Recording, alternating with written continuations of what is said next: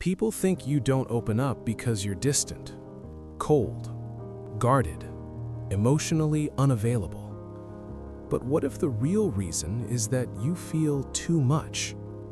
What if the thing people misunderstand about you the most is also the thing that makes you different? Because people who don't open up easily aren't empty inside. They're full. And that changes everything. You've probably heard it before. Why are you so quiet? You never talk about yourself. I feel like I don't really know you. And maybe you smiled, nodded, let it pass. But inside, you wondered, why does opening up feel so heavy? Why does it feel like more than just talking?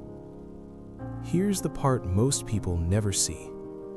When you feel something, it doesn't come and go. It stays. It settles. It layers.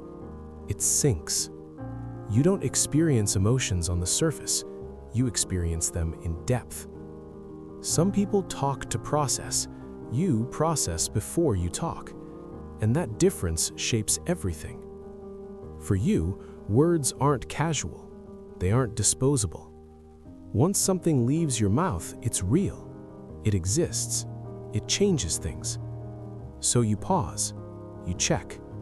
You ask yourself questions most people never ask. Is this true? Is this safe? Is this worth giving away? Because you don't share pieces of yourself lightly. And here's something most people miss. This didn't come from nowhere. At some point, you learned that being open didn't always lead to understanding.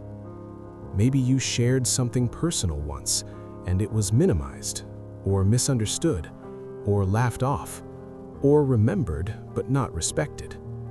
So you adapted, not by shutting down, but by becoming selective.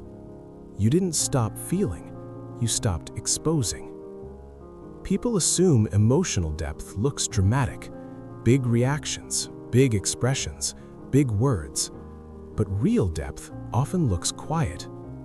It looks like noticing shifts in energy, like sensing tension before anyone speaks, like understanding emotions that were never explained. You read between lines most people don't even notice exist. And because you notice so much, you protect yourself. Not everyone knows how to handle depth. Some people rush it. Some people fear it. Some people misuse it. So you wait. You observe. You let people show you who they are.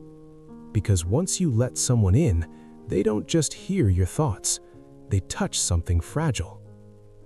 But here's where it gets complicated. Sometimes not opening up doesn't protect you, it isolates you.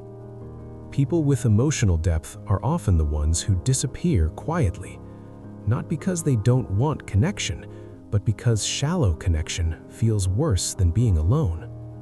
You don't crave attention, you crave resonance. This is why you can be surrounded by people and still feel unseen. Because connection, for you, isn't about proximity.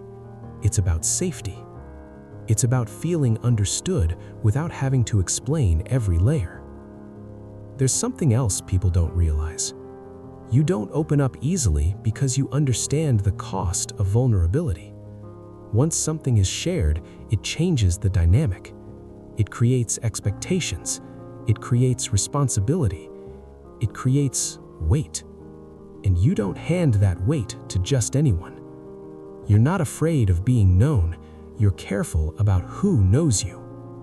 This is also why people often open up to you first. They feel it, your presence, your listening, your patience. They sense that you won't rush them or judge them or dismiss them. Depth recognizes depth, even in silence. But emotional depth isn't meant to be carried alone forever. This is important. Being selective doesn't mean being closed. Being deep doesn't mean being isolated. It means choosing wisely, letting in the people who listen the way you listen, who sit with discomfort, who don't demand access, they earn it. Opening up doesn't mean becoming louder. It doesn't mean oversharing or explaining yourself to everyone. It means allowing yourself to be seen by those who've proven they can handle what they see. If you don't open up easily, it's not because you're broken, it's because your inner world is rich, layered, sensitive, alive. And in a world that moves fast, talks loud, and shares everything, depth can feel out of place. But it isn't a weakness, it's a quiet strength. You don't give pieces of yourself away casually, you give them intentionally. And when you finally do open up, it isn't shallow, it's real. It leaves an impression, it stays with people, it matters. So if you've ever been told you're too quiet, too guarded, too hard to know, remember this: depth doesn't announce itself, it waits. And when someone finally sees it, they realize something important. You weren't distant, you were deep. If this felt personal, you're not alone. There are more people like you than you think. They're just quiet about it.